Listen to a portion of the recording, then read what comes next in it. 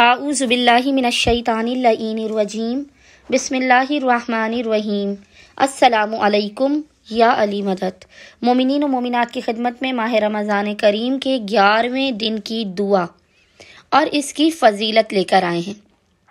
ماہ رمضان کریم کے 11ویں دن کی دعا اس قدر بافضیلت ترین ہے کہ اس دعا کو پڑھنے والے کو خداوند متعال 4 حج اور 4 عمرے کا ثواب عطا کرے گا، اور وہ 4 حج وہ ہوں گے جو آپ نے انبیاء سے، نبیوں کے ساتھ کیے ہوں گے، اور ہر عمرہ آپ نے صدیقین اور شہداء میں سے کسی ایک کے ساتھ سر انجام دیا ہوگا۔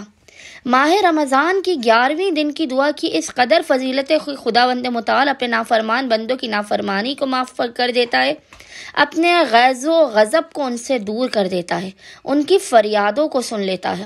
ماہ رمضان کریم کے 11ویں دن کی دعا انشاءاللہ تعالی مومنین کو اسکرین پر لکھی ہوئی نظر آ رہی ہوگی، اور وہ دعا ہے اللہم حبب الی فیہ الاحسان وکرہ الی فیہ الفسوق والعصیان وحرم علی فیہ السخط والنیران بعونک یا غیاث المستغیثین۔ ترجمہ: اے اللہ، آج کے دن نیکی کو میرے لیے پسندیدہ فرما دے، اس میں گناہ و نافرمانی کو میرے لیے ناپسندیدہ بنا دے، اس میں غیظ و غضب کو مجھ پر حرام کر دے اپنی حمایت سے، اے فریادیوں کے فریاد رس۔ اللہم صلی علی محمد و آل محمد وعجل فرجہم اجمعین۔